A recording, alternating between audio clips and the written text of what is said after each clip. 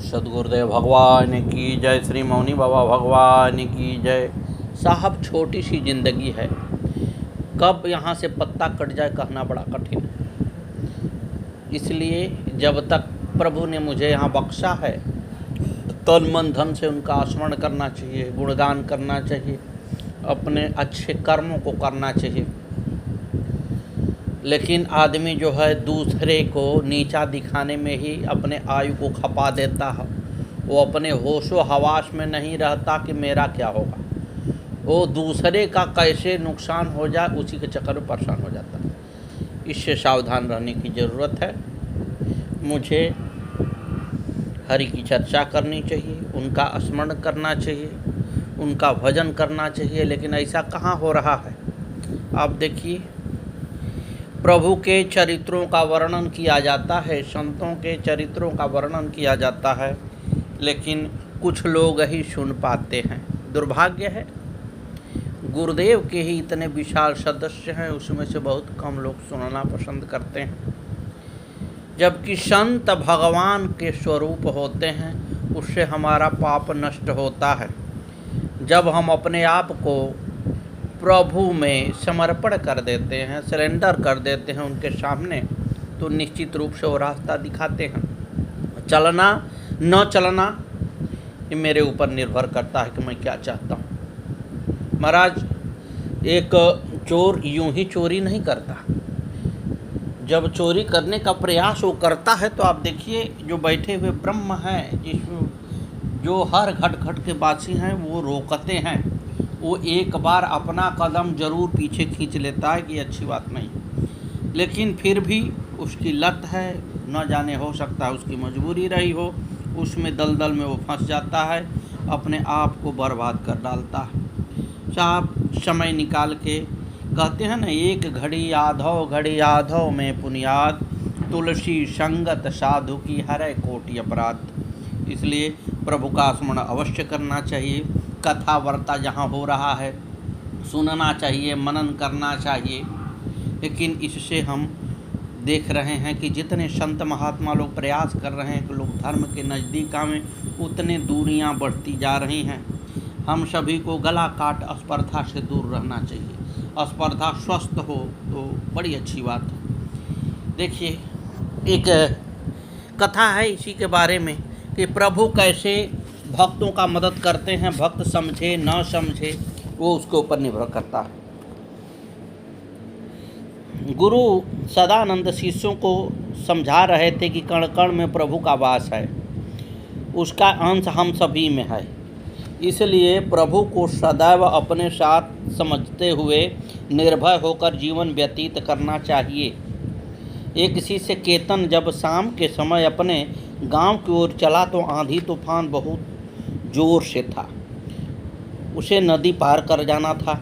आश्रम के एक साधक ने उसे रोकना चाहा तो केतन बोला, मेरे अंदर प्रभु का वास है, मुझे कुछ नहीं हो सकता। वह स्वयं ही नाव लेकर नदी में चल गया। नाव थोड़ी ही आगे चली कि उसमें छेद होने से पानी भरने लगा। अब तो केतन जोर जोर से प्रभु का स्मरण करने लगा। थोड़ी देर बाद नाव डूब गई। परलोक में प्रभु को समक्ष पाकर वह कहने लगा, प्रभु, मैंने आपका स्मरण किया, आप बचाने क्यों नहीं आए? प्रभु बोले, वत्स, कदम कदम पर चेताने के बाद भी तुम अनसुनी करते रहे। साधक के रूप में मैं रोकना चाहा, नाविकों से रुकवाया, तुम नहीं रुके। नाव में पानी भरते समय लकड़ी का टुकड़ा बनकर मैं आया, तुमने वह अवसर भी गंवा दिया। केतन को अपनी भूल का और प्रभु के सर्वव्यापी होने का अनुभव हुआ और उसने अपनी मृत्यु को सहर्ष स्वीकार कर लिया। गुरुदेव भगवान की जय। अगर पैसा मेरे पास है तो प्रभु की सेवा में लगाना चाहिए। कहते हैं ना कि दान करने से पैसा चमकता है, लेकिन ये भी आज की स्थिति में मिथ्या ही जा रहा है, क्योंकि इस पर किसी का ध्यान आकृष्ट नहीं हो रहा है। दान से तो लोग दूरी ही मना रहे हैं, जबकि हमारे पाप को काटने में सर्वश्रेष्ठ दान होता है। उचित जगह अगर दान देंगे, प्रभु को अर्पण करेंगे, देखिए हमारे हिस्सा में प्रभु का हिस्सा बनता है। और वो हिस्सा ले लेके छोड़ते हैं, चाहे आप उस समय भले दरिद्र हो गए हों, खेत बेच के लेना पड़े, लेकिन जब वो उतारू होते हैं कि मेरा हिस्सा मुझे वापस कर, तो वो ले के दम छोड़ते हैं। इसलिए समय रहते यज्ञ, हवन, भंडारा इत्यादि सब करना चाहिए, क्योंकि मानव शरीर मिला है जी, कोई गधा तो नहीं न कर सकता यज्ञ, मानव ही न करेगा, और मानव उसे कतराएगा तो कहाँ मुँह दिखाएगा।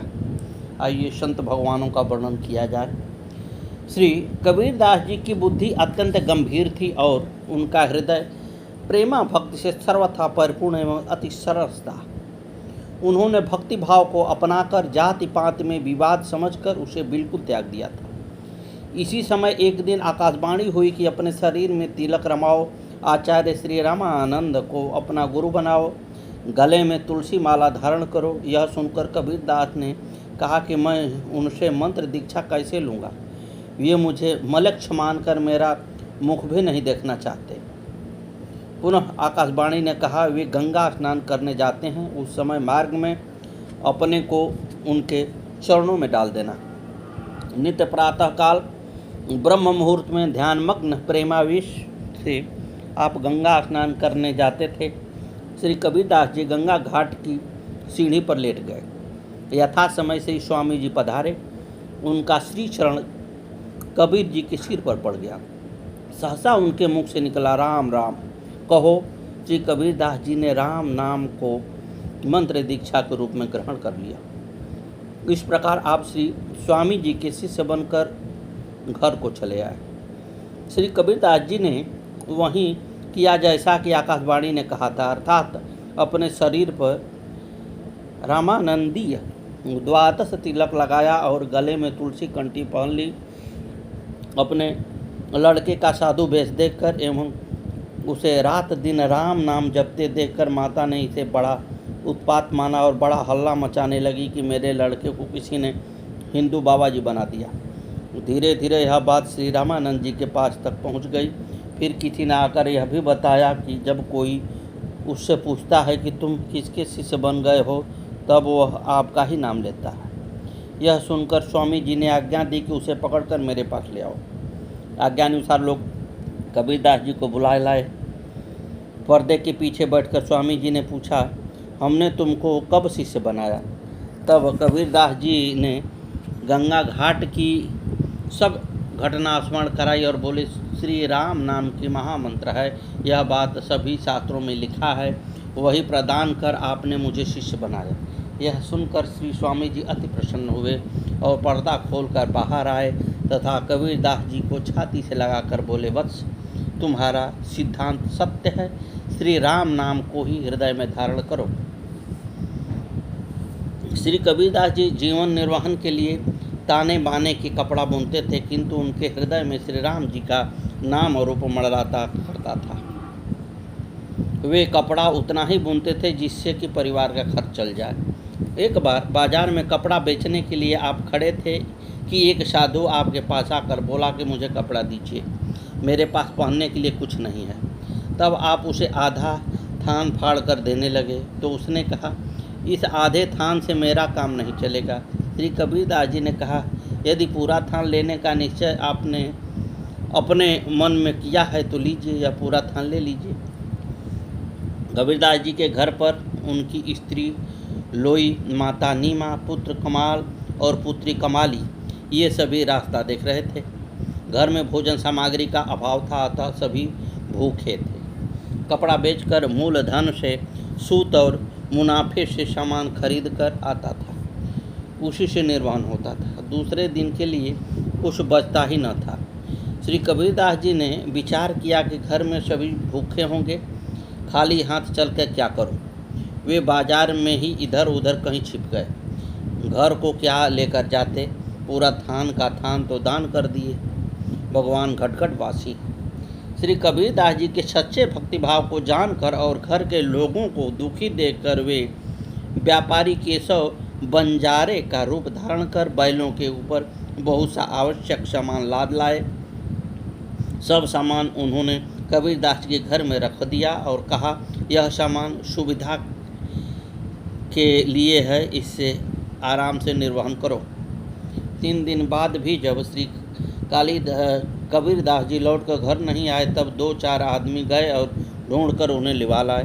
घर आकर कबीरदास ने जब सब बात सुनी कि एक व्यापारी बहुत सा सामान लाद कर लाए हैं, तो उन्होंने जान लिया कि मेरे कष्ट को देखकर स्वयं भगवान को कष्ट हुआ, तभी उन्होंने सामान पहुंचाने का कष्ट उठाया। देखिए क्या चीज़ें हैं, भक्त और भगवान का क्या नाता होता है महाशय, ये देखें आप। विचार कर कि श्री राम रघुवीर ने मुझ पर अत्यंत कृपा की, आप परमानंद में मग्न हो गए। उसी समय भक्तों की भीड़ को बुलाकर श्री कबीरदास ने सारा सामान लुटा दिया। ताना बाना, कपड़ा बुनना सब आपने छोड़ दिया। हृदय में आनंद की बाढ़ आ गई। यह सुनकर ब्राह्मणों का धैर्य छूट गया। वे क्रोधित होकर दौड़ते हुए कबीरदास जी के यहाँ आए और बोले, क्या रे जुलाहे, तूने इतना धन पाया और हम लोगों को नहीं बुलाया? शूद्रों को बुलाकर सब धन उन्हें दे दिया। यह तो हमें भी धन दो, नहीं तो यहाँ से बाहर भाग जाओ। श्री कबीरदास जी ने कहा, अब मेरे घर में तो कुछ भी नहीं है, आप लोग घर में घुस कर देख लीजिए। यदि आप नहीं मानते हैं तो यहीं बैठे, मैं मंडी में जाता हूँ, कुछ मिलेगा तो लाकर दे दूँगा। यह कहकर श्री कबीरदास जी ने बड़ी कठिनाई से अपना पीछा छुड़ाया और मंडी में जाकर छिप गए। इस प्रकार उन्होंने संकट को टाला। इसी समय भगवान कबीरदास जी का रूप धारण करके आए और बहुत सा धन लाए। उन्होंने आदरपूर्वक ब्राह्मणों को धन देकर उनका समाधान किया। वे लोग धन लेकर बड़े खुशी हुए। इस प्रकार भगवान ने अपने भक्त की उज्ज्वल कृत्य को संपूर्ण जगत में प्रकाशित कर दिया। ब्राह्मणों को संतुष्ट करके भगवान ने ब्राह्मण का रूप धारण किया और वहां पहुंचे जहां श्री कबीरदास जी छिपकर बैठे थे। भगवान ने श्री कबीरदास जी से कहा, तू यहाँ पर पड़ा हुआ भूखों क्यों मरता है? श्री कबीरदास जी ने कबीरदास जी के घर पर जा, जो भी कोई वहाँ जाता है उसे वे 2.5 सेर अन्न देते हैं, इसलिए अब तुम देर मत कर, वहीं चला जा, जल्दी से जा। श्री कबीरदास जी के घर को आए और सब समाचार देख सुनकर प्रेमानंद में पूर्ण रूप से मग्न हो गए। भगवान के द्वारा किए गए नए नए कौतूहल से तथा वैभव की वृद्धि से परम अकिंचन भक्त श्री कबीरदास जी का धैर्य कैसे रहे। बढ़ती हुई प्रतिष्ठा को घटाने के लिए श्री कबीरदास ने भी नए नए कौतूहल की रचना प्रारंभ कर दी। एक दिन आपने एक वेश्या को अपने साथ में ले लिए। उस समय ऐसा मालूम होता था कि भजन भाव को छोड़कर ये उसी के रंग में रंग गए हैं, परंतु सच्ची बात तो यह थी कि मुझे कुमार्गी समझकर लोग मेरे पास न आए, मेरे भजन में बाधा न हो। श्री कबीरदास जी को एक वेश्या के साथ देखकर संत जन डर गए कि कबीरदास जी यदि माया से मोहित हो सकते हैं तो हम सरीखे साधारण लोग कैसे बचेंगे, और दुष्टों के मन में बड़ा भारी सुख हुआ। वे कहने लगे, हम तो कहते ही थे कि यह ढोंगी है, हमारी बात सच निकली। श्री कबीरदास जी ने जब संत और असंतों के ऐसे भाव जाने, तब वे वेश्या को साथ लिए हुए वहां पहुंचे जहां काशी के राजा की सभा लगी हुई थी। राजा ने शिष्य होते हुए भी इनका कुछ भी सम्मान नहीं किया, फिर भी ये वहां बैठे गए और मानसी भाव से श्री जगन्नाथ भगवान का ध्यान करने लगे। थोड़ी देर बाद इन्होंने उठकर वहीं अपने पात्र से जल गिरा दिया। वह देखकर राजा के मन में कुछ चिंता हुई और उसने पूछा, आपने यह क्या किया, जल क्यों गिराया? श्री कबीरदास जी ने कहा, श्री जगन्नाथपुरी में श्री जगन्नाथ जी का रसोइया भोग का थाल मंदिर में लिए जा रहा था, उसका पैर जलने वाला था, इसलिए आग को बुझाकर मैंने उसकी रक्षा की है। यह सुनकर सभी को बड़ा आश्चर्य हुआ। राजा ने इसकी जांच के लिए आदमी भेजा। उन्होंने लौटकर समाचार दिया कि श्री कबीरदास जी की बात सत्य है, बिल्कुल सत्य है। राजा ने मन में अपना अपराध मानकर रानी से कहा, श्री कबीरदास जी की यह बात तो सत्य निकली। राजसभा में कृपा करके पधारें, मैंने उनका अपमान किया, इसलिए मेरे मन में बड़ा भारी दुख है। इस अपराध से बचने के लिए मैं कौन सा उपाय करूं? रानी ने कहा कि उन्हीं की शरण में जाने से काम बनेगा। तब राजा ने घास का एक बड़ा भारी बोझ सिर पर रख लिया और गले में कुल्हाड़ी बांध ली। इस प्रकार भाव में भीगा हुआ राजा रानी को साथ में लेकर कबीरदास जी के शरण में चला। राजा रानी ने लोक लज्जा सर्वथा परित्याग कर दिया था। दोनों बाजार से होकर निकले। हमने बड़ा अनुचित कार्य किया है, ऐसा सोच सोचकर उनके शरीर क्षण प्रति क्षण क्षीण हो रहे थे। कबीरदास जी ने दूसरे राजा को आते देखा तो अत्यंत व्याकुल हो गए। वे उठकर राजा के पास आए और उन्होंने घास का बोझ उतरवा दिया, गले से कुल्हाड़ी खुलवा दी। राजा रानी के भाव से श्री कबीरदास जी अत्यंत संतुष्ट हो गए। मैं तुम्हारे ऊपर रुष्ट नहीं हूँ, ऐसा कहते हुए उन्होंने उपदेश देकर उन्हें आनंदित किया। श्री गुरुदेव महाराज की जय, मौनी बाबा भगवान की जय, सतगुरुवे नमः। कबीरदास जी की बढ़ती हुई महिमा को देखकर ब्राह्मणों के हृदय में ईर्ष्या पैदा हो गई। भैया, उस समय भारत का तत्कालीन बादशाह सिकंदर लोदी काशी आया हुआ था। भक्ति विमुख ब्राह्मणों ने श्री कबीरदास जी की माता को भी अपने पक्ष में कर लिया और इकट्ठे होकर सिकंदर लोदी के दरबार में गए। सबों ने पुकार की कि इस कबीरदास ने सारे गांव को दुखी कर दिया है। मुसलमान होकर हिंदू बाबा जी बन गया, किसी धर्म को न मानकर ढोंग फैलाता रहता है। बादशाह ने तुरंत आज्ञा दी कि उसे अभी पकड़कर मेरे पास ले आओ, मैं उसे देखूंगा कि वह कैसा मक्कार है। बादशाह की आज्ञा पाकर सिपाही लोग श्री कबीरदास जी को ले आए और बादशाह के सामने खड़ा कर दिए। तब किसी काजी ने श्री कबीरदास से कहा, ये बादशाह सलामत हैं, उन्हें सलाम करो। इन्होंने उत्तर दिया कि हम श्री राम के अतिरिक्त दूसरे किसी को सलाम करना जानते ही नहीं हैं।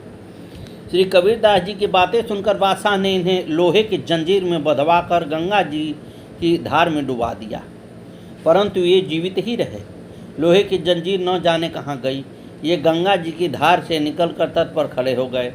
तत्पश्चात बादशाह की आज्ञा से बहुत सी लकड़ियों में इन्हें दबाकर आग लगा दी गई।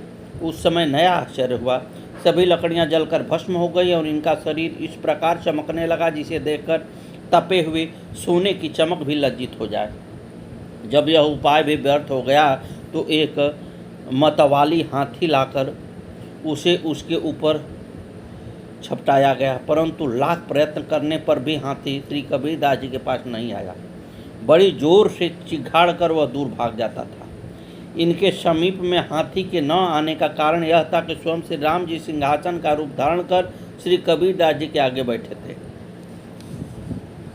बादशाह सिकंदर लोदी ने श्री कबीरदास जी का ऐसा अद्भुत प्रभाव देखा तो वह सिंहासन से कूदकर इनके चरणों में गिर पड़ा और हाथ जोड़कर प्रार्थना करने लगा कि अब आप कृपा करके ईश्वर के कोप से मुझे बचा लीजिए।